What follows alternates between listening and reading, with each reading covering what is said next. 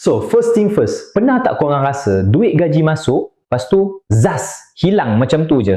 Actually, based on observation saya, punca utama duit bocor bukan sebab gaji kecil, tapi sebab kita tak ada financial goal yang jelas, guys. Bila kita tak tahu nak hala duit tu ke mana, akaun bank kita basically just jadi kempat transit je. Masuk hari ni, esok lusa dah pindah ke tangan orang lain. Penat kerja sebulan, yang tinggal cuma penyesalan sebab habiskan duit kat kepuasan yang sementara. So, macam mana nak fix benda ni? Simple. First step, korang kena establish dana kecemasan dulu. Lepas tu, fokus settlekan hutang-hutang jahat satu persatu. Set up matlamat jangka pendek ikut pace hidup korang sendiri. The magic is, bila kita dah ada goal, otak kita akan start bekerja secara automatik tau. Trust me, masa tu korang akan mula rasa sayang nak belanja sembrono. Kita akan lebih monitor duit keluar masuk demi nak capai target tu. Daripada korang habiskan duit travel sana sini tak tentu pasal, better kita melencong balik kampung, happykan mak ayah. Atau penuhkan tabung simpanan dulu. Rasa dia lagi padu dan tenang, guys. So, nampak tak game dia? Kalau korang ready nak ubah cara menyimpan korang tahun ni,